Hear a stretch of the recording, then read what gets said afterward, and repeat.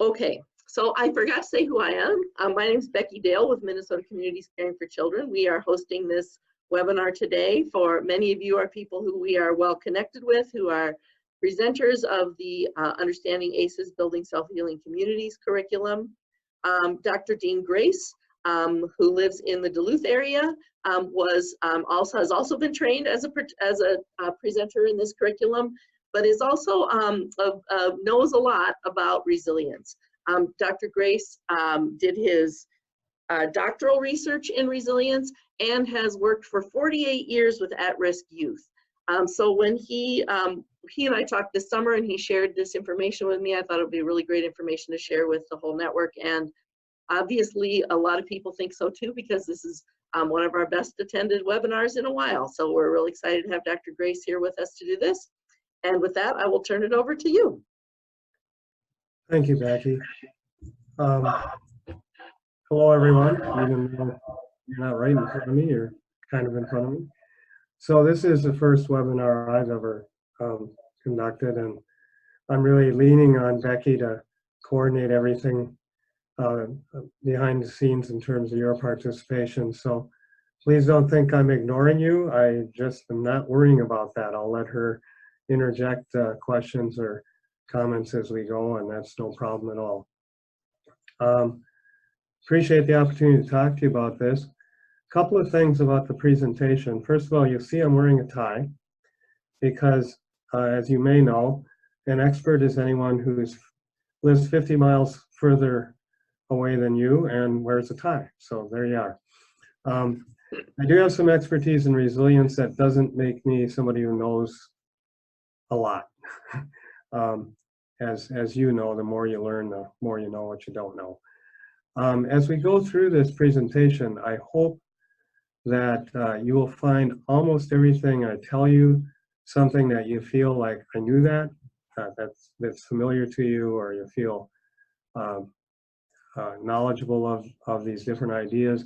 But I hope I can connect them in ways that maybe you hadn't considered before, and also just inform you of how powerful some of these really simple ideas are. There's nothing in this presentation that needs to be described in anything except plain English, which is one of the strengths of the model. And you don't have to have a license or training in trauma-focused cognitive behavior therapy to be a real asset to kids that have high ACEs. And that, again, is what I hope really comes across in this. This is something any concerned adult can get involved in doing. So I'd like to talk just briefly, if I can make things work here, about the, oh, I did that wrong, sorry. Trying to advance the slide. There we go. So this is the agenda I have for today. I'd like to briefly review the scope and impact of ACEs. I'm making an assumption, which might not be accurate for everyone attending, that you at least are familiar with the ACEs model and the impact. We'll just kind of sum up why it's such a critical concern. And then we're going to talk about the evidence that resilience can trump ACEs, that it mitigates the impact of early trauma. There's about 70 years of research about resilience, and I'm not going to sum it all up in a few moments, but at least give you an overview. Want to talk about the evidence that I've developed for the model that I'm presenting, so you understand that it has research support. And then we'll talk about resilience, what resilient kids look like, and how essentially you can build a resilient kid. We're going to focus on 8 key assets that help kids get back on track for healthy development, or if they started from the beginning, really result in healthy development. So in terms of the ACEs model, I'm just starting a stopwatch here so I stay on track. This is an overview of a recent Minnesota report on ACEs for Minnesota students. Now, these aren't a group of at-risk kids. These are just kids in school. And I'm not going to read all the numbers to you. You can see them right in front of you. But when this data first came out, this really took teachers by surprise. I don't think most adults had any sense of how common ACEs were. And in particular, I draw your attention to the bottom three. Again, remembering this is Minnesota. This is, Lake Wobegon, where all kids are above average. 28% of our kids report physical abuse. That's a really significant number. And 21% report sexual abuse. 1 out of 5 kids sitting in every classroom. What we know about the ACEs study, or from the ACEs study, is that people who report 4 or more adverse childhood experiences have significantly greater physical health problems than the general population. Specifically, they're 4 times more likely to experience serious behavior and emotional problems. And 1 out of 6 kids fall in that category in Minnesota. That, by the way, if you're familiar with PBIS, positive behavior intervention in schools, that's the same percent that PBIS predicts that teachers trained in that model are taught will need intensive interventions, that the normal everyday school disciplines simply are not going to be effective. When we talk about ACEs, what we're talking about when we talk about a high score of ACEs or a high dose of early trauma is what's called complex trauma. And the significant issue here is that when kids experience complex trauma, their brain is being flooded with cortisol far too much, and it's having a negative impact on their development. I won't go into all the neurology, but it's actually observable physical changes that result from being dosed too frequently in cortisol. Cortisol is the brain equivalent of adrenaline. It's a great chemical for life-threatening crisis, but when it's there too much and too long, it's going to have some really negative impacts because it's putting the most primitive part of the brain in charge, and it's basically shutting off the rational part of the brain, which is what we associate with good social skills and good behavior in school.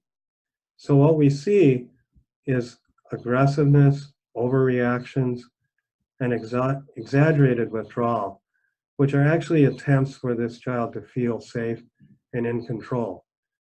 Typically, we teachers, other adults view these behaviors as the problem, but they're not the problem.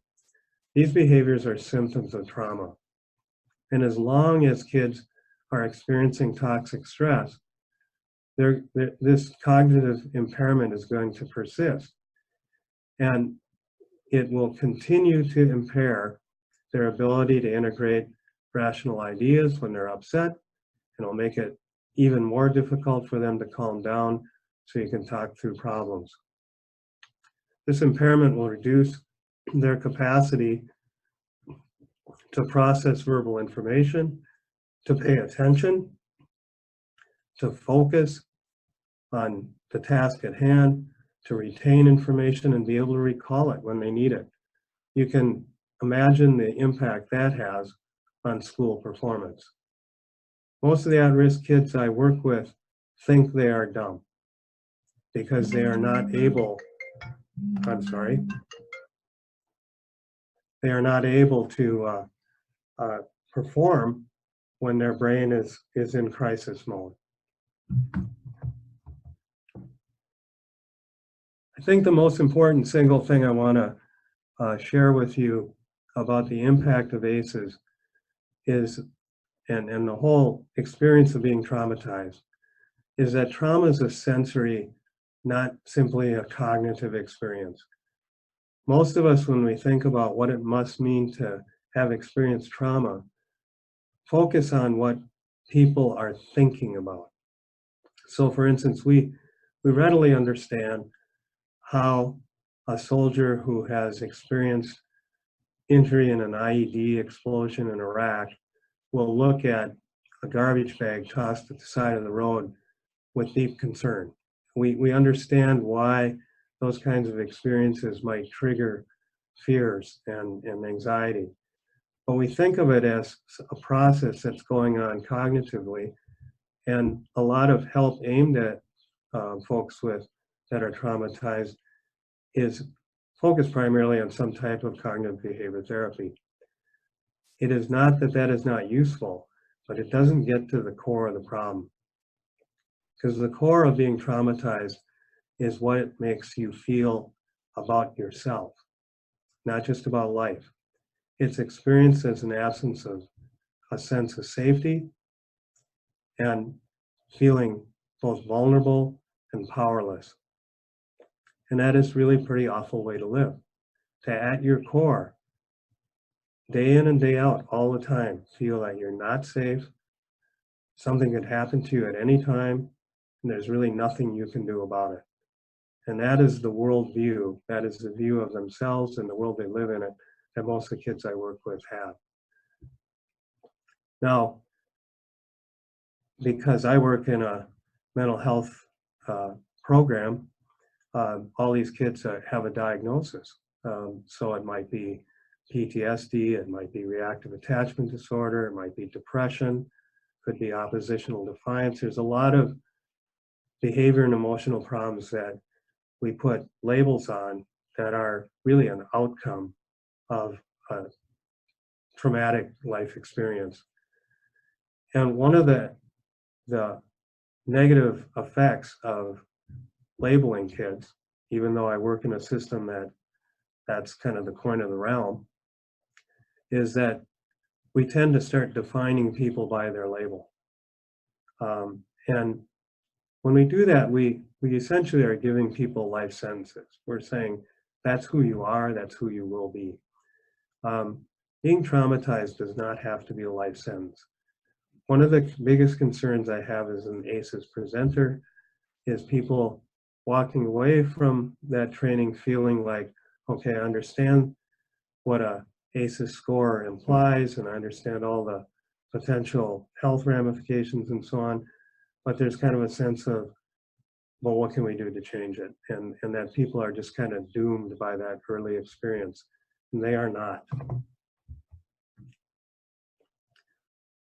So this workshop is really about helping kids overcome trauma, overcoming the bad hand they've been dealt. I want to go back to this idea that we can put all kinds of labels on this.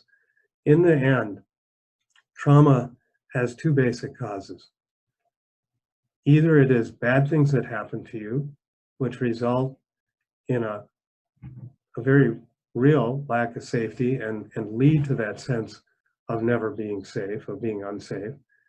And the other is that the other source of trauma is good things that did not happen for you. A lack of love, support, care, which lead to feelings of worthlessness and powerlessness, a lack of value of self. Dr. Bruce Perry, who is an internationally renowned expert on trauma, said what you have in front of you here, this quote, which is one of my very favorite quotes about the kids I work with.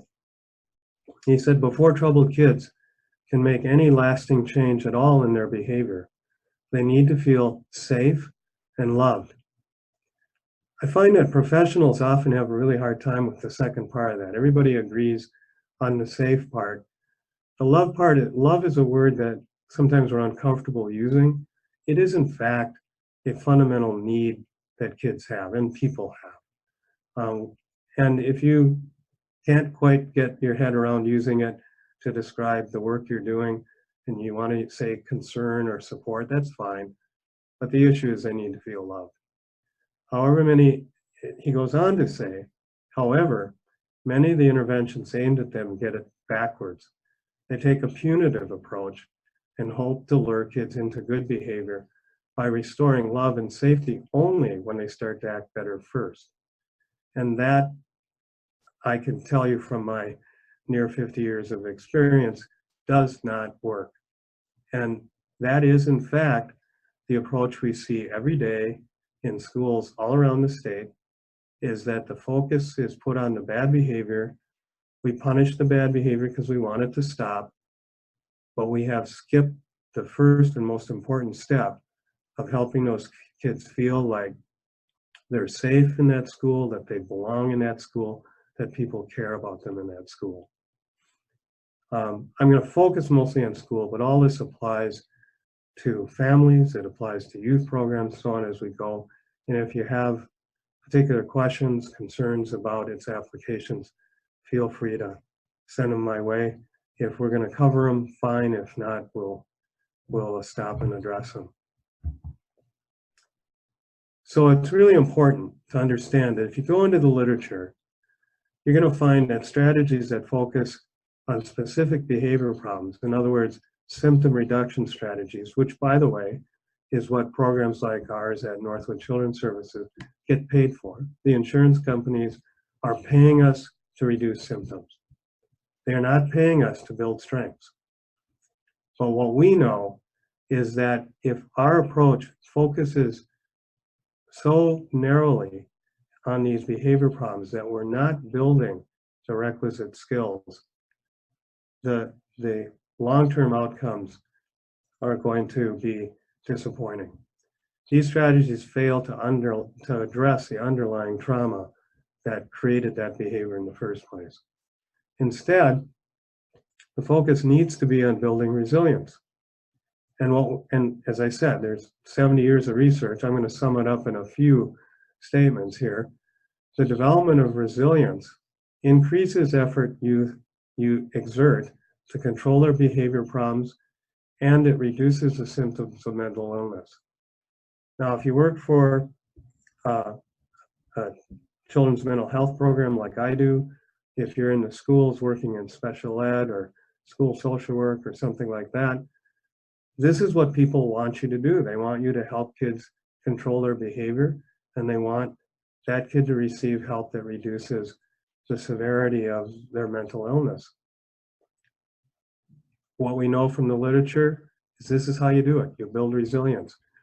Resilience empowers students to do for themselves what oftentimes we're trying to do to them and finding them resisting us about.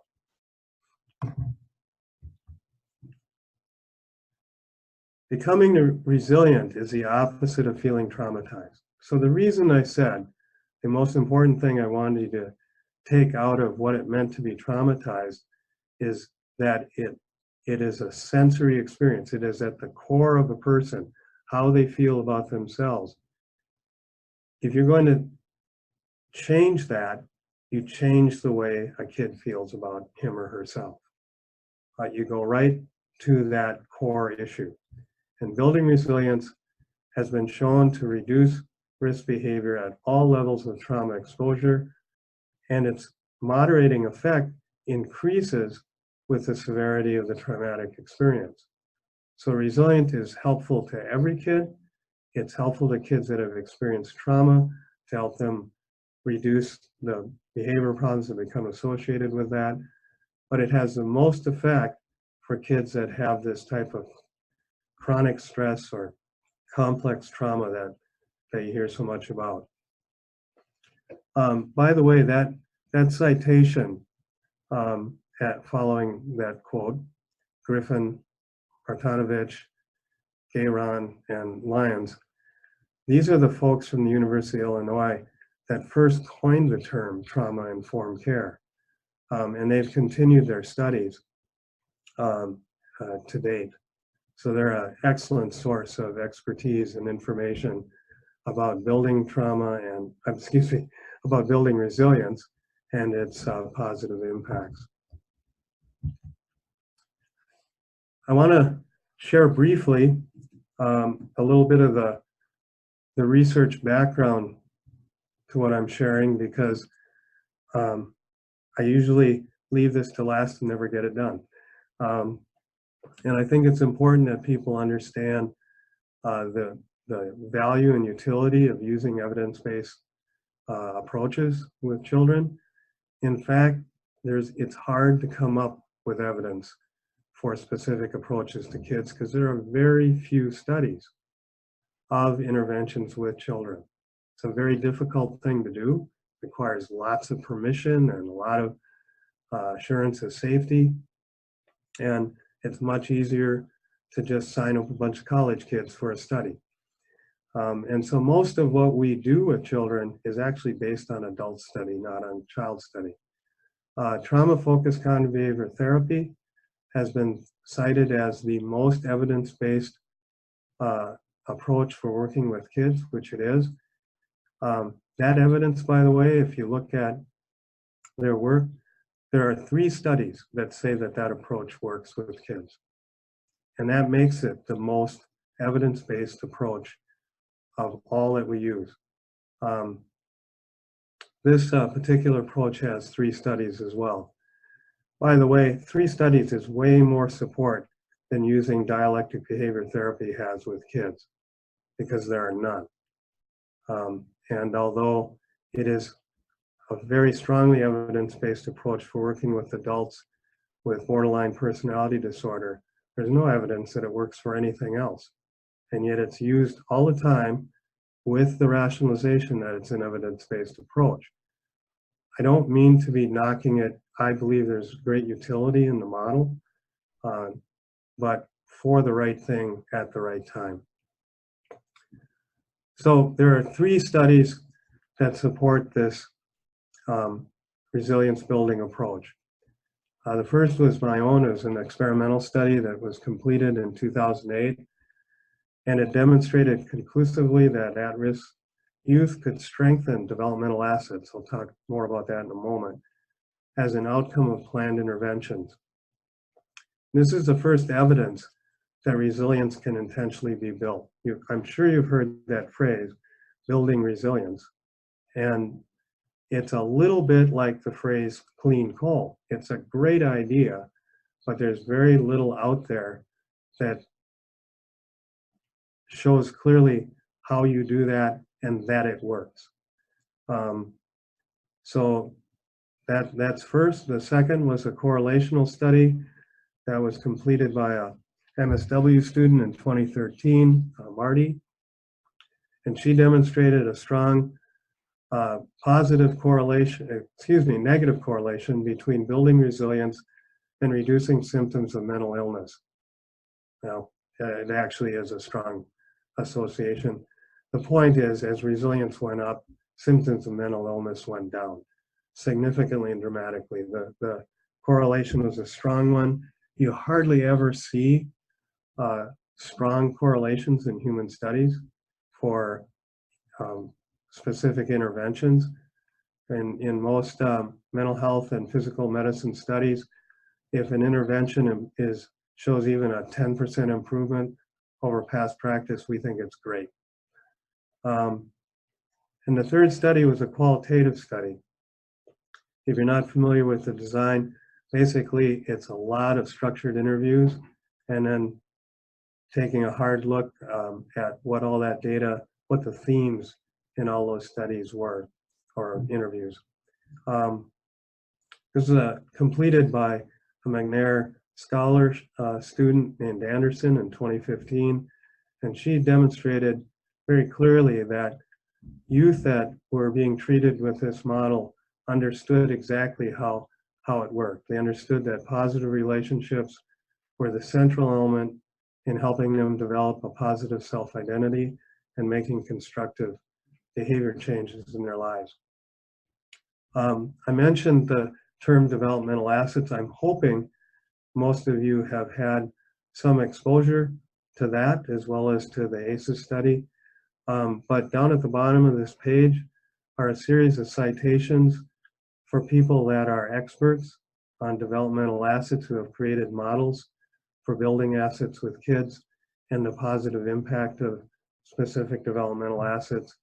So I'd encourage you, if you're not familiar with models like those of the Search Institute, their 40 developmental asset model, that you look into that. It is a toolbox full of amazing tools. In terms of the studies I just cited on this treatment model, the most important findings were the following. First, building any developmental asset significantly improves health, and strengthening two or more will completely change the developmental trajectory that children are on. So as I go into this further, I'm going to talk about 8 really critical assets. But I want to emphasize, if you're in a position to build one of them with a kid, you're going to change that kid's life. Further, it's the little things, the little everyday things that people do with kids that make the most difference. When, in following that qualitative study that Anderson did in 2015, one of the things that came through most clearly is that it wasn't the therapy, it wasn't the treatment interventions as they were designed, all those things that we associate with treatment that kids cited as making the significant difference. The people they talked about were basically the people that spent the most time with them and did all these everyday ordinary types of things with them. They weren't doing real focused therapeutic interventions per se. It's always, also number 3, it's always about relationships. Everything we do is always about relationships, but in particular, when we think about helping troubled kids, it's all about the kind of relationships we build with them. Before we go on any further, Becky, is there anything that people want to check out? I had one question. People wondering if your slides would be available, and I posted in the chat for anyone who may not have seen it. And I'll just mention again, if you move your cursor over the slides, you should have a menu that pops up at the bottom, and you can click on the chat one to see what's in the chat. So I put a link in the chat to where we will be posting both the recording of this webinar and the slides on our website. And I haven't seen any others, but if anybody happens to have a question now, since we've paused, you could unmute yourself and just ask it, or you could raise your hand and I can bring it up that way too, or you can type it into the chat box. Just a reminder that those are the ways, and I'm keeping an eye on them. Okay, thank you. Well, so I think before we talk about building resilience, we want to look at what are we trying to achieve? What does a resilient kid look like? And again, I want to point out that what's important here is that what we're going to see in a resilient kid is exactly the opposite of what we're experiencing with kids that have been traumatized. And these 4 qualities of kids, attributes of real resilient kids, were concluded by a John Templeton Foundation study in 2002, where they interviewed kids all over the world. So this is true of kids, not just in Minnesota, not just in the United States, but wherever you go on the planet. Resilient kids look like this. They're optimistic about their future. And I think it's really important to understand, we'll talk about it briefly in a moment, that optimism is a teachable quality. It's not just part of your personality or something. Kids learn to be pessimistic or to be optimistic, and pessimistic kids can learn to be optimistic.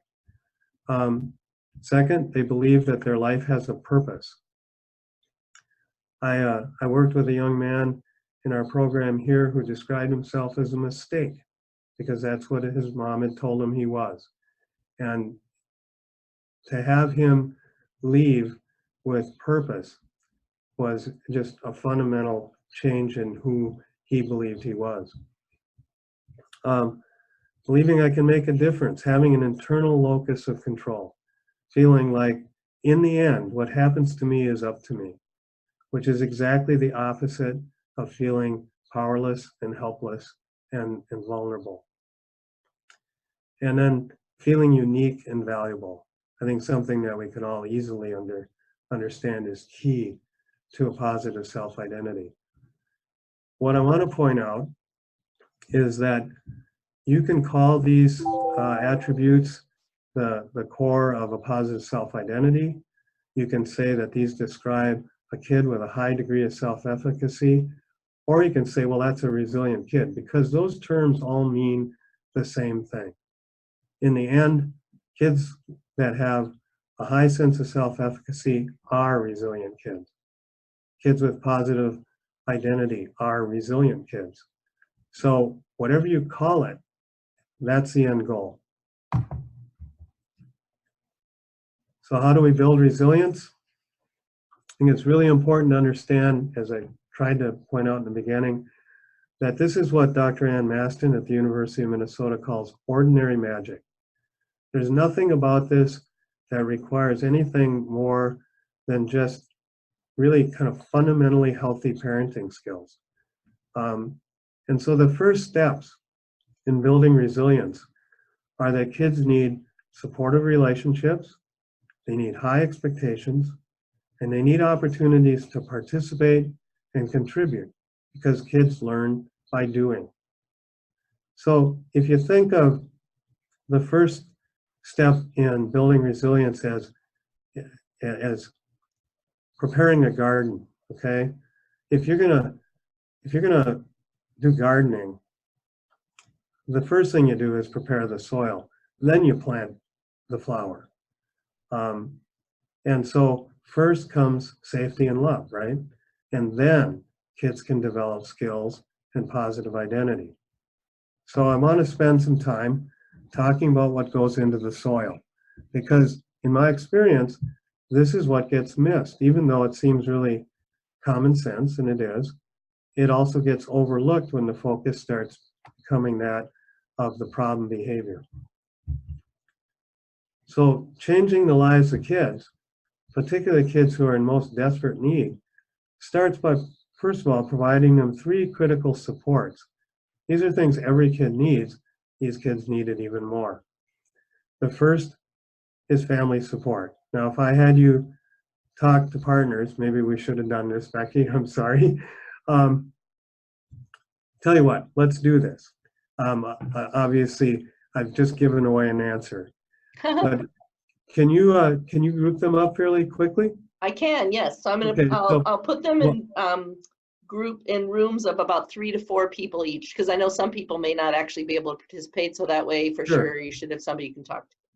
Sure. And while you're doing that, can I just explain what I'd like them to talk about? Yes. All right. So what I'd like you to do is just think about what got you here. Okay. What kinds of relationships, experiences, or opportunities did you have growing up? What kind of expectations did you experience growing up that you, when you look back now, you say, you know, a big part of the reason I'm here now is because of that experience or that opportunity or that relationship that I had. Name names. And I'd like you as groups to just kind of agree on 3, 4 things that you all believe is, yeah, these were important to us as kids. And then we're going to see how well that matches up with what I continue to present to you. Okay, Dean, about how long would you like them to be in groups? I would think just a few minutes would be enough. Should we say 5? Okay, sure. Okay. So what I'll do is I'm going to push a button to put you all in groups, and then I will unmute you. And then I will actually, and Dean, you will end up being in a group also. I can take you out of it again if you would like to, but no. And then you can send me messages if you need to during that time, but I will also then send a broadcast message when I'm going to push the button to take you out of the groups. And when I push the button, just so everybody knows, it gives you about 60 seconds to wrap up whatever you were talking about. And then it will automatically put you in the big room. We'll probably have a big cacophony of everybody talking at once before I mute everybody again, just so you know what'll happen. And so I'll do that like at around like 3.5 or 4 minutes. I'll send the message saying it's about time to wrap up. Thank you. All right, so here we go. You could unmute yourself and share it. Or type something into the chat box. So several of you had trouble joining a group, and again, I apologize for that. I appreciate Anita's comment that it was fantastic. So it was cool that you could do that along with the presentation. So I'm glad that it worked for some. Hey, Yeah. Becky, this is Hey, Barb. Barb. So we were excited in our group. We were excited at the mention and reminder of the 40 asset builders and how there is this great tool available already that we don't have to keep reinventing things. And so we like that. Thank you. Great. Thank you for jumping in to share that. That is a great comment. When we put our model together at Northwood of asset building, we didn't try to reinvent the wheel. We went to what the experts had to say. We took the Search Institute model, and the other citations that I pointed out to you earlier, they're all people, actually all groups of people, smart PhD types that did a lot of research to say, here are the really critical assets. And instead of trying to invent our own model, we took where they all agreed, and we just said, okay, if all these studies support these, it turns out 8 assets that are really common to all of the models, let's just run with that. The Search Institute model is a great model for what it was designed to do, which is community-wide intervention, which may fit really well with a lot of the folks that are listening. If you're involved with collaboratives, for example, that's your focus, is community-wide types of interventions. And basically what the Search Institute is saying in the simplest terms is, here are 40 really useful assets for kids, things that really make a difference in their lives. Any of these that you can build is going to promote good health. The more of them you can build, the better. But basically they go into community, they educate people about this model. They're essentially, I don't mean to put this in a negative term, just their approach is kind of to go in, throw all this stuff up against the wall and see what sticks. Because whatever sticks, whatever fits for that community is really helpful. Say, Dean, I'll just jump in with a couple things from the comments, if that's okay. Yeah. So Melissa weighed in on the conversation you and she had about how family support can lead to many other supports, including faith, community service, and other caring adults. And Jenna indicated that she wasn't able to get into a group, but she will say that she knows it was important to have a sense of community when she was younger, and that she found that community through an after-school group. Good points. Really good. They're going to come up. So what this model, this was put together for a program that's doing intensive intervention. And so the thinking behind it was, we have limited time and limited resources to make an impact. What are the most important things we can do? And in taking that approach, I don't mean in any way to throw out the other ideas that are part of, for instance, the Search Institute's model. I reference that a lot because they're our hometown folks. I mean, the Search Institute is in Minneapolis. They do work all over the world. Some of their work, it gets criticized by some purists in terms of design because they're doing action research. They're doing research in the communities that they're doing interventions. But here's the thing, the last time I counted, it may be more now, their database includes 12 million kids. So whether they put every study together in the most pure sense, you can bet they know an awful lot about what makes a difference in kids' lives. So I give their model a lot of credence. And the fact, the reason for, in my mind, for those other citations is there are other studies, Dr. Omans at the University of Oklahoma, for example, that fully support what the Search Institute's doing here. So it's an interesting field because there's very little disagreement. If you've read scientific studies, you realize that usually every study starts out with what's wrong with what the other guy said. Here, when you read the work, they're pretty much saying, you know, so-and-so had it right, and I think I can add this. So it's pretty fun to go through that stuff if you're a nerd for research like I am. So family support is an obvious asset for kids.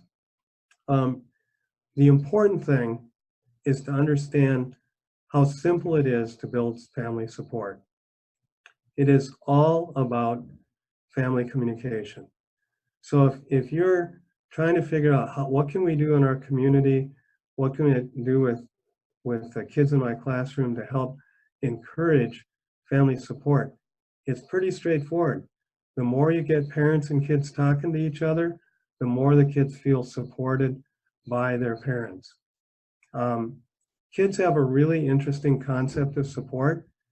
Grown-ups love to talk about quality time. Kids just talk about quantity time. You ask a kid who the most important person in their life is, they're going to name the person who spends the most time with them. So this is one of my favorite studies in all the research I did. Fulkerson was a master's of nursing student at the University of Minnesota. 2006, she did a very well-designed study, correlational study on family support. And what she did is she had 1,500 kids in the metro area who were randomly selected. And she sent those kids a question and a brief survey that had been developed by the Search Institute, who had demonstrated that the survey was both valid and reliable. So if you're working on a master's, folks, that's how you do it. One simple question and somebody else's pre-proven survey. And what she did was simply this. She asked kids, how many times a week do you share a meal with your family? That was her question. And what she discovered was profound. What she found out is that kids who ate 5 or more meals a week with their family did twice as well in school and had half the risk factors of their peers. That one factor was absolutely key to student success. Now, you know how much effort we make across the state to improve standardized test scores. What if the solution was just getting parents to eat a meal with their kids several times a week? So in our model, we talk a lot about interventions we can use just to build this kind of communication. The first thing we changed at Northwood when we implemented this asset building model was to make dinner last 10 minutes longer so that we had time for a conversation. Meals stopped being just about eating with good manners and they became times you sit down with 5 kids and talk. And you'd think, well, 10 minutes of conversation at a table. That, it turns out, is enough to develop a potent relationship with kids. And the reason is simple. I talked about kids measure things by quantity. So what we know from study is that the typical American dad spends about 2 minutes a day in focused conversation with his kids. And because dads typically have more than one kid, and some kids don't have a dad, when you divide it all up, the typical American kid gets 30 seconds of focused attention from dad in a day. When you have a 10-minute conversation at the lunch table, you're blowing that out of the water. You start becoming a very important person. And I tell our parents what we do. I basically share this same information I'm sharing with you, with our parents. And I say, you know, if you make a point of spending more time in a day just talking with your kids about anything, I said, they're going to tell us things are getting a lot better at home. But if you just leave things as they are, they're going to tell us things are getting worse, even though they're objectively the same. And I said, the reason is the kids are going to start, their standard is going to go up. They're going to say, you know, these grown-ups spend a lot of time talking to me. By the way, they do the same thing with kids, with their friends. We'll talk about that in a moment. So things you can do to strengthen this. read with kids. The thing I'm most proud of as a collaborative director for the North Shore Collaborative and Lake and Cook Counties was promoting an early reading program and getting parents reading with their kids, because I know how much impact that's going to have down the road. Talking about and displaying their pictures, sharing meals, asking what your kids learned today, asking that every day. That's my leading question at every time I join the students here at Northwood for a meal. What'd you learn in school today? Talk about their interests, about their friends, about their plans. Every time you have a conversation, you have a chance to talk about and model your values. You don't have to turn every single thing into a teaching interaction, but the possibility is always there. I also find that if talking's hard, go for a walk. You'll end up talking. One of the things, if you're working with families, I'd really encourage you to do is ask parents, how are they going to measure their success when their child is an adult and has left home? What will be the standard that they use to say, I did a good job, or boy, I sure wish I had done better? And what I find is parents rarely ask themselves that question. They don't really have this sense of what they're using as criteria. In the end, it's about, are your kids leaving with your values? But getting a parent to start thinking about that early and seeing the importance of opportunities to teach those and model those as they go. A second really important asset of support is that of other adult support, other than parents. There's no single asset that's more likely to change the trajectory of a kid's life than building one healthy adult relationship. There's some citations there of things we know that can be very, very positively impacted by adult mentors. When I talk about mentors, I'm not talking about somebody who signed up for a program. I'm just talking about people that take time to focus on a kid. And it takes surprisingly little time. In my experience as a coach, I've helped for 30 years coach the Duluth East Nordic ski team, which is the largest athletic team at Duluth East. We have 140 kids. That's about 10% of the school. And every year we have a banquet, like every other team. And every year that we have that banquet, I'll have some kid come to me and thank me for all the time I spent with them, and I don't even know their name. I know them by a hat when we're out in the cold, and when they're all dressed up, it's kind of hard to make that association. But the thing that bothers me is, how could I have done anything so important when I don't even know your name? And so over the years, I've learned to kind of fake it and engage in a conversation that allows me to find out what they're talking about. And it'll end up being something that I would think of as just,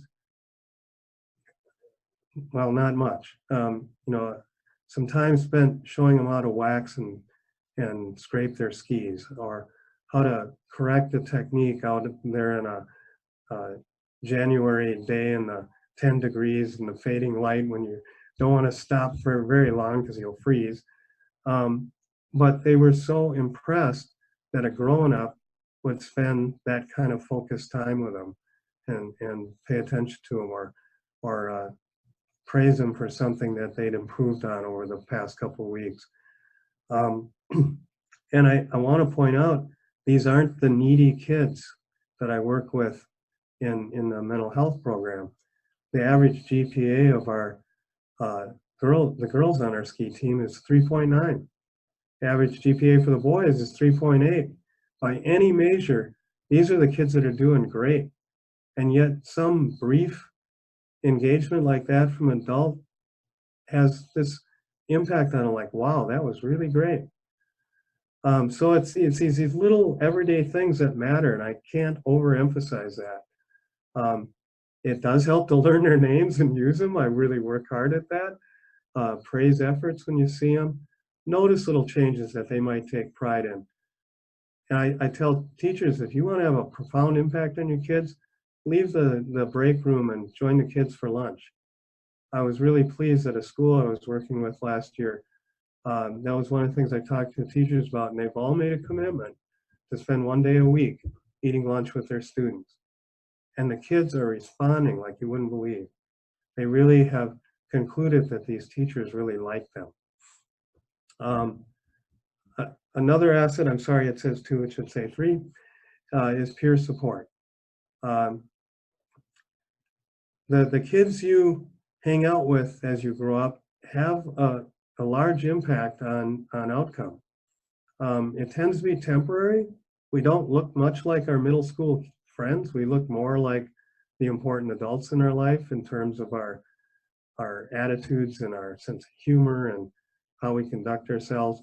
But in the moment, kids are highly important. And one of the reasons they're really important is that kids learn social skills from kids. Sorry, grown-ups, I know a lot of us want to talk about teaching kids social skills, but actually they don't learn that much from us. They learn it from their peers. The problem for at-risk kids is likes like. They tend to hang out with other low-status peers, and because they're doing that, they're not likely to learn a lot of the skills that more socially skilled peers have, and they miss important opportunities for skill development. So our focus as adults is about getting these kids with a better group of fellows. And that means teaching them friendship skills. And we'll talk about that in just a moment. But things you can do in your school environment, for example, to promote good friendships and engage at-risk kids with higher skilled kids, teach and praise kind and respectful behavior on both ends of that continuum, recruit high-functioning youth to serve as peer mentors. Nothing is quite as empowering to kids as reading to younger kids, for example. They just take so much value out of that.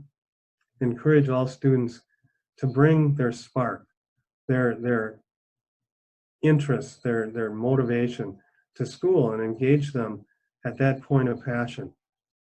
The best thing we have done in Minnesota schools in the last 25 years to improve academic achievement is robotics. It has engaged a whole group of students that were previously checked out, that were neither the kids that engaged in sports, they weren't the high academic achievers. They were pretty non-committal about their engagement to school until we got them involved in building robots, and then they got excited about school. There are also 2 opportunities that are critical to kids, and I'm sure one of the comments brought this up. Program activities. Kids need opportunities to participate. That's where they make friends, that's where they receive adult guidance, but most importantly, it's also where they learn a lot of skills. Participation in organized groups reduces risk behavior, it increases responsible conduct, they engage kids with positive peers, and extracurricular activities are the only proven intervention to improve school performance, something that is completely lost on the Minnesota Department of Education. You don't improve school performance by tripling the time of math class because kids have low math scores. You improve it by getting them engaged in schools, and then they want to learn math. The studies show that if a kid doesn't want to learn math, they're not going to learn any more in 5 hours than they do in 1. But if they want to learn, they'll learn what they need in the time that you provide it. Community service is also a critically important opportunity, probably the one we most neglect in youth development. And these are the opportunities kids have to contribute to their community and help the people around them. This is where kids build self-esteem. It builds an identity with their community, and most importantly, builds a sense of being valued by their community. We do a lot of service work in our program at Northwood Children's Home, and what the kids hear when they go out in the community is, "Thank you, and I hope you'll come back." 2 things that they don't hear anywhere else in their life. And unsurprisingly, when I asked our students what their favorite activities were in our program during the 8 or 9 months that they participated, they name summer camp as first. I get that, it's a blast. And the second on their list, ahead of going skiing at Spirit Mountain or going camping in the Boundary Waters or spending a weekend at our cabin or swimming at Park Point, what they name second is community service, helping other people. These are the same kids that don't want to make their bed. Going on with this asset model, so we just talked about the soil that we need to provide kids with. Without that soil, we're not going to have any success teaching them the skills they need. But when those needs are met, then we can help youth develop skills, positive values, and a healthy self-concept. And this is based on work done by Ann Maston and Bonnie Menard at the University of Minnesota. And so again, not that there aren't all kinds of skills and values that are useful to kids and that can be promoted. When you look in depth at the research, there are 2 essential skills and 1 really key value that really helps set up kids for success and help them overcome traumatized past and the experience of chronic stress. The first of those is the ability to make responsible decisions. This is at the very core of self-efficacy, of sense of competence, is I know what to do. I know how to live out the values that I think are important. And one of the things that we do wrong in our programs and in our schools to try to correct behavior is we focus on the behavior that the kid has the most trouble with. And so we'll put together plans to help a kid learn how to manage anger, or learn how to resist negative peers, or learn how to resist chemical abuse. And while none of these are bad things, we're trying to change the very hardest thing in the kid's life first, before they've had success elsewhere. So Botvinnik, who I cite here, worked with adolescents in chemical dependency, and he said, you know what, when you want to promote good decision-making about chemical use, start by just teaching good decision-making all day, every day about everything. And there are endless opportunities to promote good decision-making by praising good choices, by correcting poor choices over the things that don't feel like life and death struggles to a kid, that they're going to be a lot more receptive to. And as they start to recognize, I feel much better about myself when I'm behaving in ways that are congruent with the values I say I have, then they start thinking about, how does this apply to the way I act when I'm really upset? So we spend a lot of time teaching and reinforcing values here. And that, I think, is just a focus you can take to any setting with any kid. Most of the kids that we have coming into our program at Northwood, if you ask them what their values are, they'll cite the things that you'd want them to have. They'll say, well, it's important to be respectful of others. It's important to be responsible for yourself. Their problem isn't that they don't know these are important things. It's that they don't know how to do it. When they get upset, they're not respectful. They're not taking care of getting their homework done. They haven't figured out that kind of self-discipline. As we teach and reinforce that behavior, they start feeling really good about being people that live the way they think they ought. Another thing about responsible decision-making, I mentioned earlier that resilient kids are optimistic. So they're going to screw up. I mean, kids screw up, grown-ups screw up. We make mistakes. But resilient kids don't quit when they make a mistake. They don't just bury themselves in the muck and mire of failure and say, oh, I'm a terrible person. And instead they say, well, that was a bad choice. That didn't work well. Next time I'm going to do this other thing. And so one of the things we really focus on a lot with the students we work with is teaching and reinforcing optimism, an optimistic explanatory style. And I don't have time to go into any depth on this, but I mentioned earlier that optimism is learned. And optimism is the opposite of the kind of pessimism that a traumatized person has come to believe they should expect. And so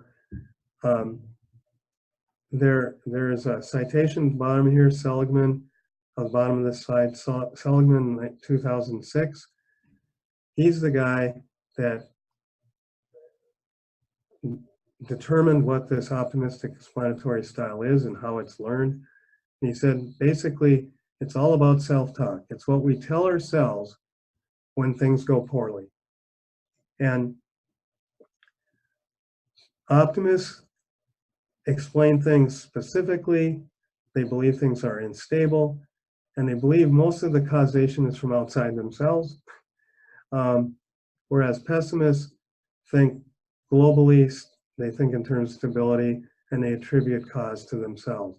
So for example, and I won't go further, if a young person fails a spelling test, they have a bunch of options for how they can explain what happened. They can say, for instance, if my roommate hadn't kept me awake last night, so I couldn't get good sleep, I would have done better. That's an external explanatory style. Or they can say to themselves, I failed because I'm stupid. That's an internal style. That's what I'm used to hearing. So sometimes when we blame something else, it's not all bad. If the choice is between that and saying, I'm just dumb, there's no point in me even trying, the optimistic person is more likely to say, well, maybe if I had studied. So if this is making sense to you, if when you listen to kids, to their self-talk, you're hearing real pessimistic points of view, take a look at what Seligman says about teaching this optimistic approach. The other skill that's really important besides making responsible decisions is being able to make friends. One of the things that's common to all of the models for important developmental assets is the concept of kids learning diversity and valuing diversity. And when I first examined that work, I didn't really know what to do with that in a practical kind of way. And I wondered to what degree that was maybe just like a politically correct factor that they were including. It took me a little while to get my head around it, but what this is all about is, as I mentioned earlier, a critical support for kids are positive peers. The emphasis on positive.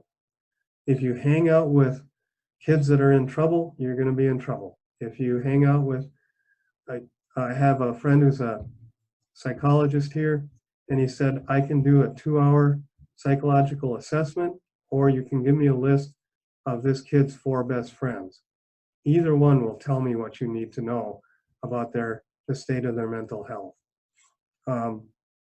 And so we know that it's critically important who kids are with, because low-skilled kids tend to hang out with other low-skilled kids. They're missing a lot of important lessons in life. We need to get them with kids that they don't necessarily see as just like them. And it's really important for kids to develop respect for difference and actually start not just to respect it, but value it, to see the value in it.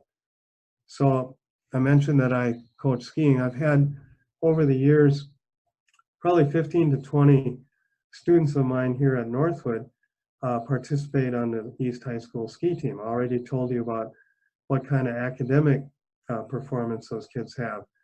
So my kids, meaning my Northwood students, typically think that they're doing poorly in school, which they are, because they're dumb, which they're not. Because they misunderstand what it means to be dumb and smart. And I'm going to talk more about that in just a moment. But they know that the kids on the team are really bright. One of the shocking things they discover when they come to practice is once the ski practice is over, and while the kids are waiting for their folks to come and pick them up, they first change into dry clothes after their workout, and then gather in groups of 3 or 4 students to do their homework. And my Northwood students observed this with very big eyes, because they thought smart kids could just take their homework, fill in all the right answers, and turn it in, because they just knew it, they were smart. And to see that they needed help, that they asked for help, that they struggled with things, this is a brand new concept to them. They had no idea that smart kids are smart because they ask for help, because they study, because they worked at it. And that affects the way they act when they go back to school. So kids are learning social skills from other kids. At-risk kids are hanging out with the wrong group of kids. We need to teach how to make and how to keep friends. And you start by teaching respect and appreciation for differences, and then you start giving kids opportunities to mix it up with others in things like program activities that we've already talked about. And then there's one key value that is really essential for kids to develop, and that is achievement motivation. Now, I'm not saying other values don't count, don't get me wrong, but this one is incredibly important. The kids I work with are in foster care, okay? And if you look at foster care outcomes nationally, 23% of foster kids graduate. In Minnesota, it's 50%, which is the same percent of graduation as we have for Native American kids, as we have for special education kids. It's awful. And for that reason, helping these kids believe that they can graduate and commit themselves to graduating is the #1 predictor of their success as adults. That wasn't probably the case for you or I. Other things would have counted more: our intelligence, our SAT scores, our family's social economic background, whatever.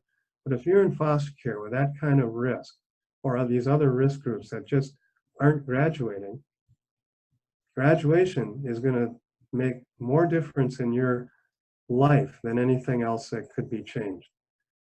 And one of the things that's getting in the way of that is that these at-risk kids are getting help in school, but that help tends to focus on their behavior.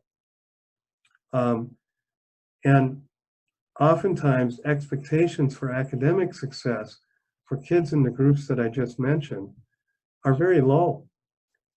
And these kids think they're dumb because they're getting poor grades, because they're not learning how to get better grades. So students I work with have been getting D's and F's. And we say, well, why do you think you're dumb? Well, because I get D's and F's. You see, that's a kid's assessment of intelligence. That's not a grown-up assessment. I look at the other things they can do. I look at how they can manipulate adults, say, yeah, you're plenty bright. But that's how they assess it. So if you want to change the idea that a kid has about being stupid, you get them to earn better grades. I mean, when they get A's and B's, that's what smart kids get. When they get C's, that leaves them wondering. So stop and consider this. If you have a middle school kid that you're concerned with, and he's getting D's and F's, what would it take for him to get a C? Basically, there is no middle school kid that a teacher is going to give less than a C to if they turn in their homework every day. If they get their homework done every day, they're going to get a C. If they're doing their homework every day, and then a grown-up is helping them study for a quiz, chances are they're going to pull off a B. B's are what smart kids get. You can change a kid's internal belief about themselves by creating a good structure for helping get homework done and learning some study skills. Thank you, Becky. I have about 8 minutes and I'll be done. I also mentioned about robotics. So we've spent 25, 30 years doing studies on how to improve. Say, Dean, Yes, Could I just interject for a quick second in case folks need to leave early? I just want to let people know I put a link to a survey in the comments. So if you do need to leave early, if you wouldn't mind clicking on that link and taking a few minutes to give us some feedback, we'd really appreciate it. And those of you who can stay till the end, you know it's there now too. Thank you. Sorry for the interruption. no problem, and I will be done on time. Extracurricular participation is an absolute key to academic success. In fact, it is the only proven intervention that will lead to higher overall test scores in schools. We've done 25 to 30 years of study on how to improve these test scores, and we've concluded there are only two things that work, and one of them is cheating. So the only legitimate approach to improving student academic achievement is get more kids in your school involved in extracurricular. That increases student motivation. It creates a sense of belonging, which is what is motivating to kids. So when they become part of a robotics team and they're excited about being part of that team, they start putting more effort into school overall. That's how it works. And we're simply banging on the wrong drum. We're emphasizing academics, and to have more resources to do that, we're cutting extracurriculars. That is exactly the wrong approach.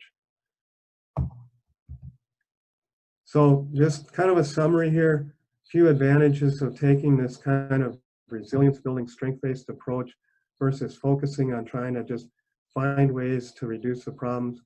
First of all, when you say, well, what this kid really needs isn't more punishment for the misbehavior, but more opportunity to build relationship or have opportunities to be engaged. Now these kids are working on the same things that we want all our kids working on. So we're not making a distinction saying, well, we're doing this with you because you're really in trouble. We're doing this with you because we do this with all our kids. The approach can be explained in plain English. At least I hope you feel that's what you got out of this. If none of this was like something you never heard of before, maybe just didn't put together the same way, but it's easy to explain to parents in terms of building support and partnership. And resilience, by definition, what it means to be resilient is I can overcome obstacles. So even when the environment isn't perfect, when all that support and structure that helped me do really well isn't available, I can carry on. The primary mechanism used to teach new skills is reinforcement. Well, newsflash, folks, kids, just like grown-ups, want to learn how do they earn the reinforcement that they wish. And so they're really good at this, and you're going to get their full cooperation, whereas the intervention we use when we try to reduce problem behavior is called punishment. Punishment is something you do after a behavior that causes to stop or decrease. It's not that it doesn't make sense, it's just that kids are really good at avoiding punishment, in case you haven't noticed. So a lot of times what you're trying to do just isn't very effective. So spend most of your time rewarding what you want, not firefighting. So we got a couple of minutes here yet. If anybody wants to throw out a question or comment, I'd be happy to respond. So you can feel free to just unmute yourself and ask a question if you like, just for the speed of it. Again, I'll mention that there's a survey link in the chat box if you'd please take a minute to give us your feedback. And also, I also want to just mention that in February, a month from now, another Winter Wednesday webinar with Melissa Adolfson and Jackie Freund looking at, Dean mentioned the Minnesota Student Survey. They're going to walk us through the 2019 Minnesota Student Survey data and what it reveals about ACEs, protective factors, and resilience. Nice. So it looks like nice at intersections. We can actually see from that data what protective factors in Minnesota are reducing ACE outcomes for kids. So kind of a nice segue. Anybody have questions?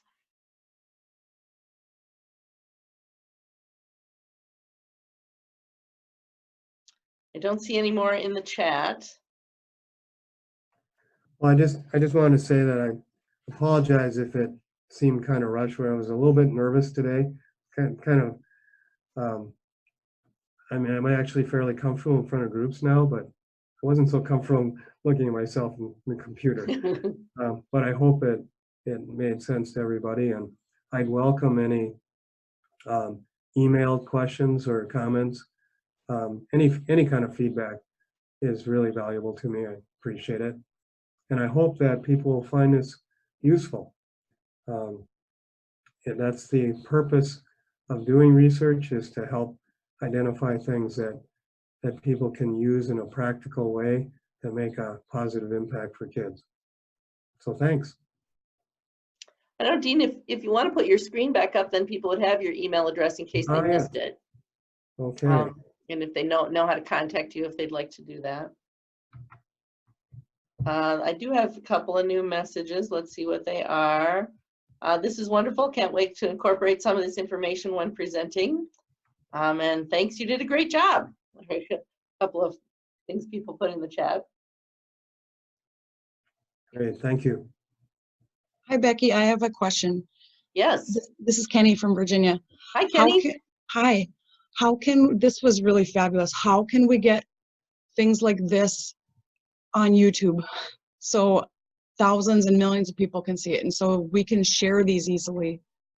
Yeah, so I mentioned earlier, we will be actually making this available on our website and on our YouTube channel. Actually, we put things on YouTube to be able to put them on our website. So, and I believe, Dean, you can correct me if you're wrong, but Dean graciously agreed for us to record and do this. So I think he's more than happy for it to be shared. Okay, so fabulous. So will you put a YouTube link also? I think when you click it on our website, it'll take you to YouTube. And then you should be able to get a link to be able to share it that way. Okay, so then there will be a link to your website. Is that what? Yeah, I put the link in. I put the link to our webpage earlier in the chat. So if you scroll up through the chat up to near the beginning, at 12:13 p.m., I put a link to where we house all of our educational webinars. In fact, there are other webinars there too that might interest you, that can be shared as well. Perfect. Thank you. Thank you. You're welcome. Thanks for asking. That's a little scary that it's on YouTube, but it's okay. Well, it is up to you. That's just the way. We don't actually usually promote it that way, but that's how we can do the logistics. It's okay, but I maybe at some point could do a little more fluid presentation, and we could post that. Sure. But we'll do this for now. Yeah. No, trust me, this is where I get most of my information from this. So you did great. This is a lot of really great information that I can't find. Yeah, and I put those citations in so people could dig further, but if there are specific areas that people would like more information about, I mean, I'm breezing over in a slide things that in my publication went on for 20 pages at a time. So I have a lot more information about some of these assets and the connection between trauma and resilience and so on. Okay, thank you. You Thank bet. you. Thank you. Great. Had another excellent info. Thanks for sharing your expertise in research. Comment from Anita. Yeah, so I think we're at time.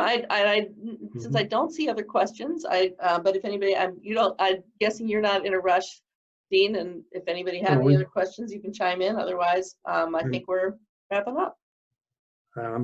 I'll hang out as long as people wish, but I just want to express my appreciation to everybody who attended, and hope you can put this to good use.